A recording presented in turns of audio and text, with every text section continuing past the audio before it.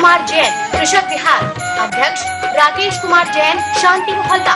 महामंत्री राकेश कुमार जैन, आजाद नगर, दिल्ली। महावीर के प्रति श्रद्धा आस्था मुझे नहीं मालूम, लेकिन मैं देख रहा था कि वे बड़े उत्साहित थे।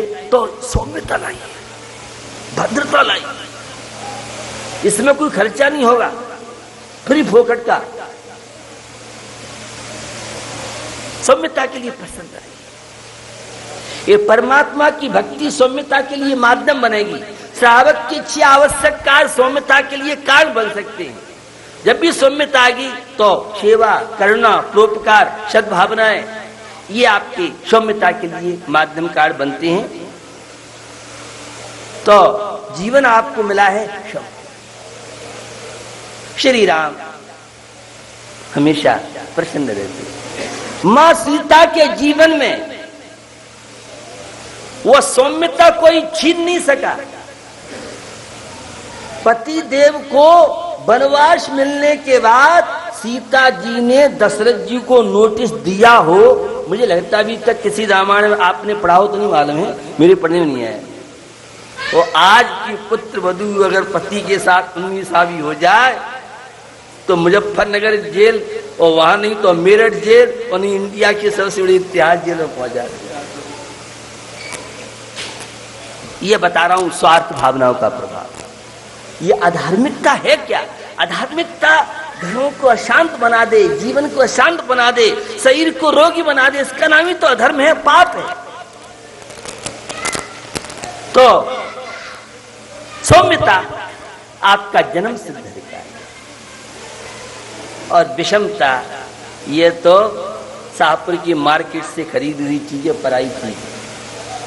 विषमता के लिए बहुत ताकत चाहिए, और सौम्यता के लिए, क्षमाशील बनने के लिए कहीं कोई आपको पैसे की आवश्यकता नहीं है, कोई खरीदी की आवश्यकता नहीं है। लेकिन गुस्सा करना है, टेंशन करना है तो बहुत ऊर्जा शरीर की नष्ट होती है। क्रोध करने के लिए बहुत ऊर्जा का क्षरण होता है, और क्षमा के लिए वो तो आत्मा का स्वभाव है। पानी को गर्म करने के लिए तो गैस का सिलेंडर सुना महंगा हो गया है, पेट्रोल डीजल पे पैसे बढ़ गए हैं। लोग सोच रहे थे कि सरकार के आश्वासन थे कि सस्ता होगा सस्ता होगा, अब कब क्या होगा ये अलग बात है। इस समय तो सरकार भी परेशान है, उपभोक्ता भी परेशान है। रेल का किराया भी बढ़ गया है, ये सब बढ़ने की चीजें बनती जा रही हैं। इसी का नाम तो संसार है। तो बंधुओं, सौम्यता जीवन में अपनाइए, शांति का अनुभव कीजिए, और हर व्यक्ति को इस सेवा का आनंद लेने के लिए, चित्त की पवित्रता के लिए 10-15 मिनट योग का अभ्यास करना चाहिए। प्राणायाम है, योग है।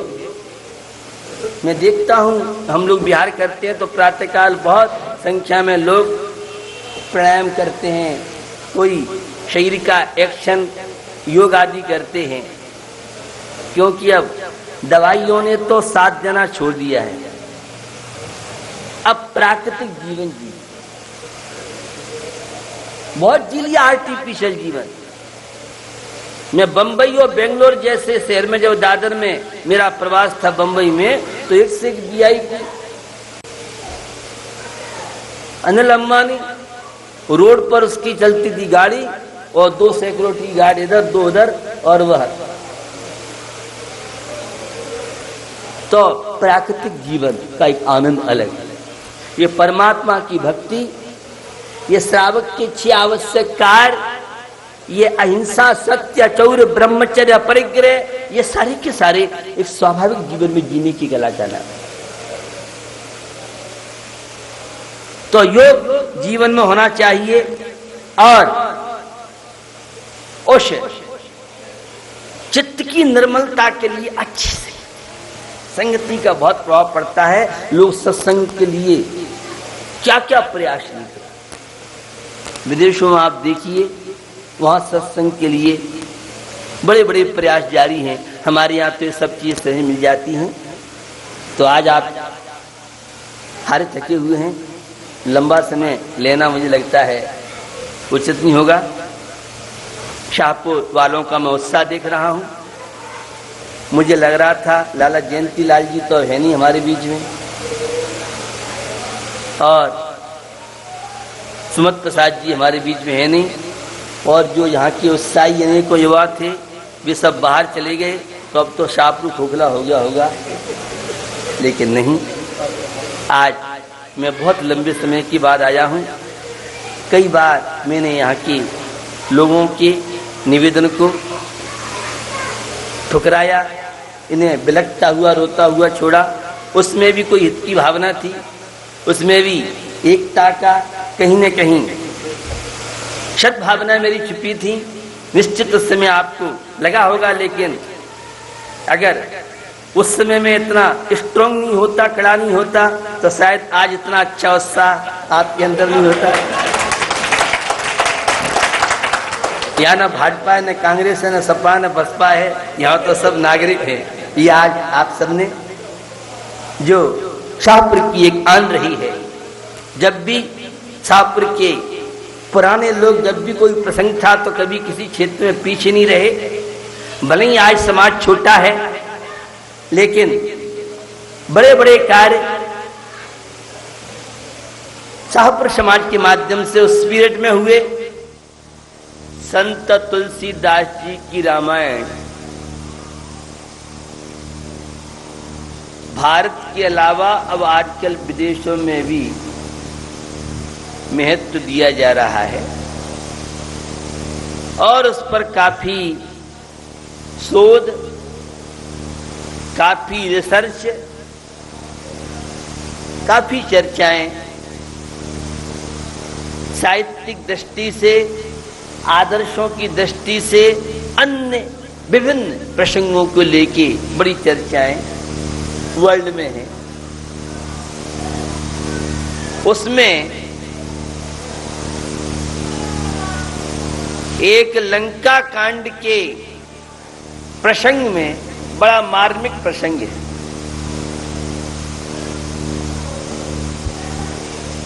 जिस समय रावण मां सीता को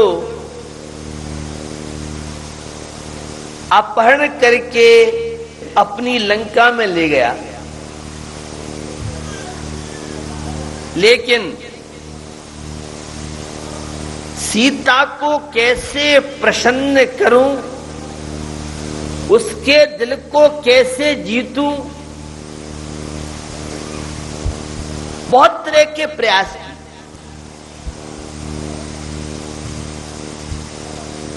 रावण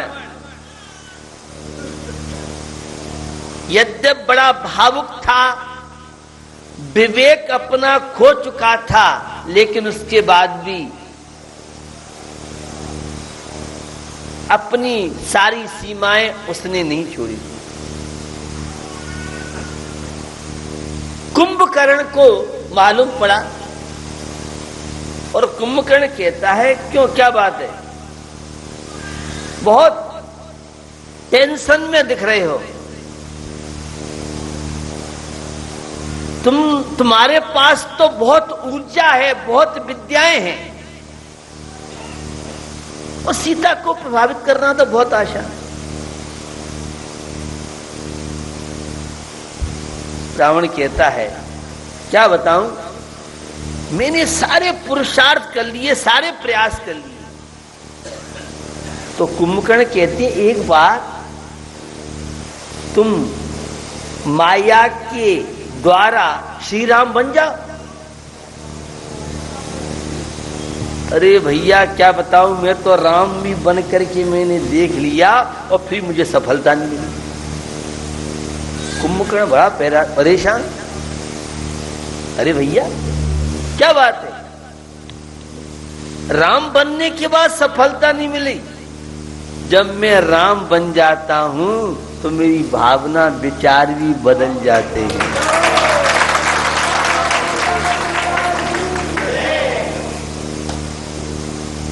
यह है वेशभूषा का प्रभाव। लोग कहते हैं पहनाव से क्या संबंध है विचारों का? वेशभूषा से भारतीय संस्कृति का क्या संबंध है?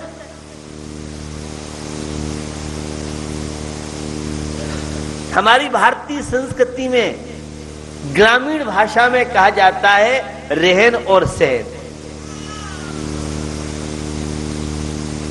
और मुझे लगता है रहन सहन हमारी एक भारतीय संस्कृति का बड़ा महत्वपूर्ण शब्द है। आजकल तो वह ग्रामीण शब्द माना जाता है, लेकिन मुझे लगता है आइंस्टीन और अब्दुल कलाम जैसे साइंटिस्टों से पीछे हमारा यह शब्द नहीं है। पूरे जीवन का सार रहन और सहन के ऊपर है। मुझे तो लगता है गीता, रामायण, कुरान, बाइबल, समय शास्त्र, श्रावकाचार, आध्यात्मिकता, सारी चीजें इन दो के अंदर गर्भित हैं। ये दो चीजें सुधर जाएं तो जीवन में कभी दुखी आप नहीं हो सकती है। तनाव, समस्याएं आपके जीवन में शायद न। इतना स्कोप है इस रहन और सहन। हम लोग बहुत चीजों को बहुत हल्के रूप से लेते हैं, किंतु अगर शोध और रिसर्च और गहराई में उतरे, आप कैसे रहते हैं? रहने का संबंध आपके खान पीन से, रहने का संबंध आपके व्यवहार से, रहने का संबंध आपके उठने बैठ से है, रहने का संबंध आपका पूरा नक्शा खींचे। तो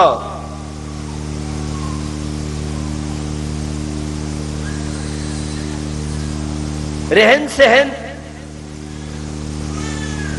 हमें अपने गौरव की याद दिलाता है। हम क्या थे और हम क्या होते जा रहे हैं।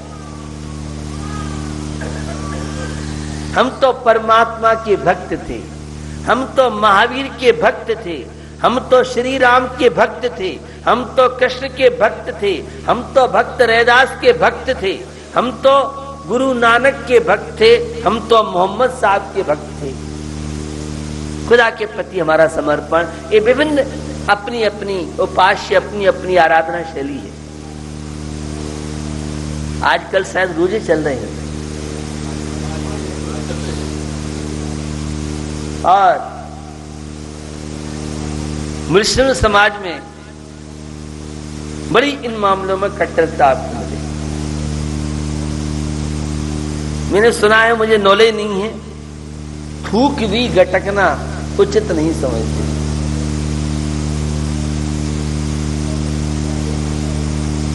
और रोजे खुलने के बाद उनकी क्या परंपरा नहीं है वो मैं बात नहीं करना चाह रहा, लेकिन मैं उनके आदर्शों की बात, मैं उनकी दृढ़ता की बात आपको बताना चाहता हूं। वे किस तरह से नमाज पढ़ते हैं और किस तरह से अपने नियम पर दृढ़ रहते हैं, रहन और सहन। ये हमारी भारतीय संस्कृति, पारिवारिक जीवन, घर के जो संस्कार हैं, परिवार के संस्कार हैं, सामाजिक संस्कार हैं, बड़े महत्वपूर्ण हैं। और मुझे तो ये लगता है ये तनाव मुक्त जीवन से इनका गहरा संबंध। आज हमारा रहन सहन दोनों विकृत हो गया है, आर्टिफिशियल है, बनावटी बनता जा रहा है। उसका परिणाम आप देख रहे हैं, विसंगतियां, समस्याएं और ये उलझने, ये प्रदूषण, ये प्राकृतिक प्रकोप भी हमारे रहन सहन के ऊपर निर्भर करते हैं। जैसा रहन सहन होगा आपके विचार वैसे बनेंगे।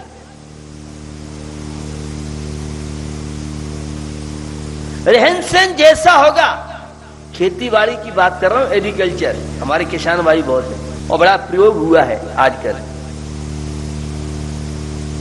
छोटा सा प्रसंग मैं आपको याद दिलाऊं, प्रयोग किया है, अमेरिका की बात बता रहा हूं आपको, आप तो इंडिया में रहते हैं। जो रिसर्च हुई है और न्यूयॉर्क की रिसर्च यूनिवर्सिटी की विश्वविद्यालय की, कि एक किसान भाई परमात्मा का नाम, परमात्मा की भक्ति, सात्विक विचार, सात्विक रहन सहन के साथ वह खेती में हल चला रहा है। बोनी कर रहा है, वह बीज बो रहा है, लेकिन परमात्मा के नाम के साथ बीज बो रहा है। एक परमात्मा के नाम के साथ किसान भाई बीज बो रहा है, तो दूसरा भाई भी बीज बो रहा है। दोनों समान परिश्रम कर रहे हैं, पुरुषार्थ दोनों का समान है, लेकिन दोनों के रहन सहन में बहुत अंतर है, सोच में बहुत अंतर है। एक नास्तिकवादी है, एक आस्तिकवादी, एक भारतीय है और एक विलासी है। ये समझ रहे हैं। भौतिकवादी क्या रखा है पूजा पाठ, क्या रखा है धर्म ध्यान में, क्या रखा है अरे खाओ पियो मस्त रहो, जिंदगी है बुढ़ापे में देखना। ये आज हमारी युवा पीढ़ी और स्टूडेंट्स की सोच बनती है, लेकिन ऐसा नहीं। सात्विक जीवन,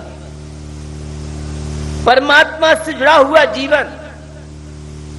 अभी तक तो ये सब बातें धर्म ग्रंथ कहते थे, गीता, रामायण, कुरान, बाइबल, गुरु ग्रंथ साहब, समय सार, श्रावकाचार, समंत भद्र स्वामी कहते थे, तो यति बसवाचार्य जैसे आचार्य कहते थे, तो बसनंदी और पद्मनंदी पंचविंशतिका जैसे आचार्यों ने ग्रंथों में चर्चा की। लेकिन अब जो रिसर्च हुई है, परमात्मा के नाम का बहुत प्रभाव। इस कार्यक्रम के प्रायोजक हैं Gulshan Rai, Anil Kumar Jain, Rajesh Kumar, Pradeep Kumar Jain, Anil hosiery, Gandhinagar Delhi, Ajay Kumar, Pradeep Kumar Jain, fit and fine T shirt, Gandhinagar Delhi, Ravi Jain, Nikhil Jain, RS steel, Ghaziabad Uttar Pradesh, Sohan Pal, Vipin Kumar Jain, Sachin Jain, Bobby, दुपट्टे वाले, कैलाश नगर दिल्ली, हितेश कुमार, पार्श कुमार जैन, कैलाश नगर दिल्ली। इस कार्यक्रम के प्रायोजक हैं